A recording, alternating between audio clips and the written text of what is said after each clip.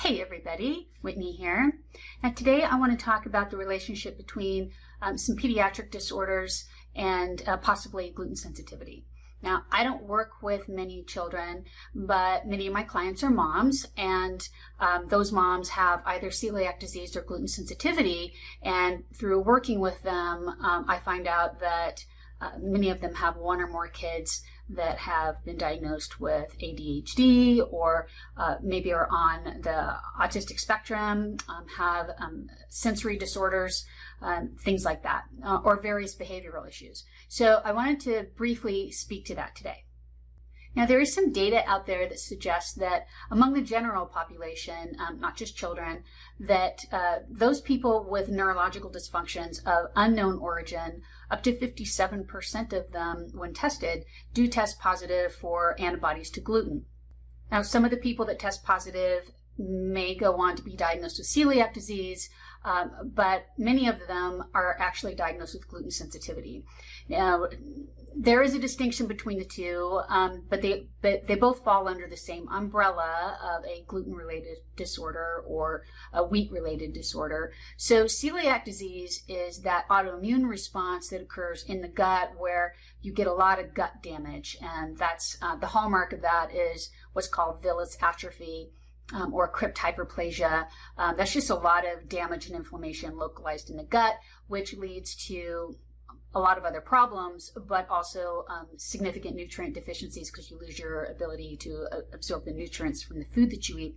Now, also a hallmark of celiac disease is celiac patients have very particular antibodies to like transglutaminase 2 and deaminated gliadin. But people with gluten sensitivity don't necessarily have those antibodies. They have antibodies to other aspects of the wheat protein, and gluten-sensitive people don't tend to have that kind of localized villus atrophy and significant gut damage that is the hallmark of celiac disease. So these are two distinctly different diagnoses, but there is a correlation whether you're celiac or whether you have gluten sensitivity. There is a lot of neurological correlations with both diseases. Now, there's about a dozen studies out there that speak to ADHD, autism, sensory disorders among children, and a possible relationship with celiac disease or gluten sensitivity. Now, research suggests that ADHD and the symptoms of ADHD are far more prominent among pediatric patients who have celiac disease or gluten sensitivity.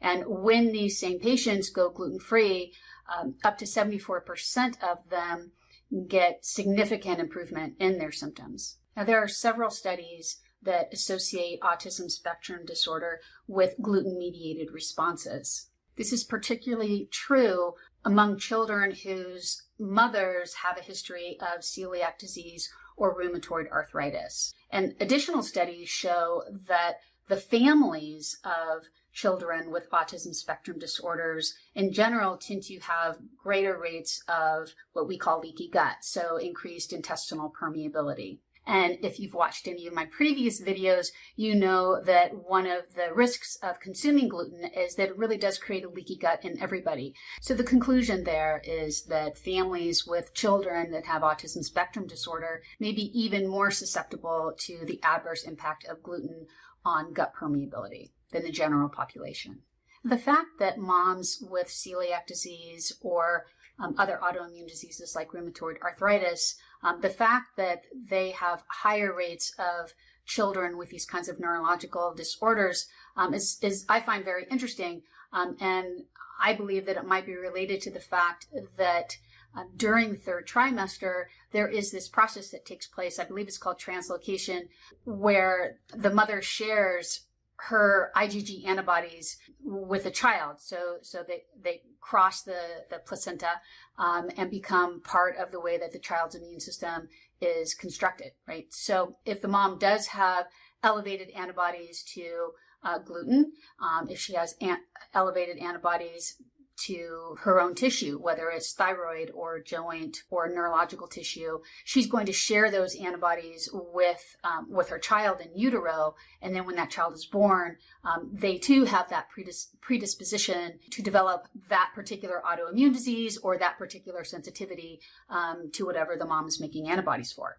Now, I came across an article in the Naturopathic Doctor News and Review that I found really interesting. Dr. Thana Abram, who is a naturopathic physician who's been practicing for over a decade, was writing about her pediatric patients. Now, in her clinical experience among her autistic patients, when she tested them, over 98% of those children were found to have severe gluten sensitivity.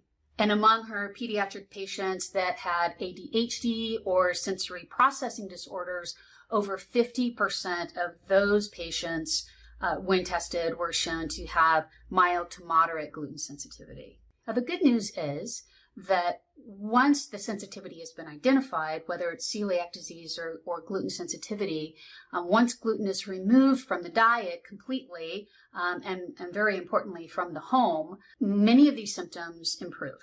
Okay, so what's the takeaway here? If you're a mom and you have a child with a neurological disorder and you have not had them tested for gluten sensitivity or celiac disease, I really suggest you do that, particularly if you yourself know that you are gluten sensitive. And remember, a gluten-free house is always the best strategy. If you're gluten sensitive, if your children are gluten sensitive, make it a family project. Eliminate gluten from your entire home. If you need help doing that, you can download my checklist, 5 Steps to a Gluten-Free House, at my website, morgannutrition.com. Thanks, everybody. See you next time. Bye-bye.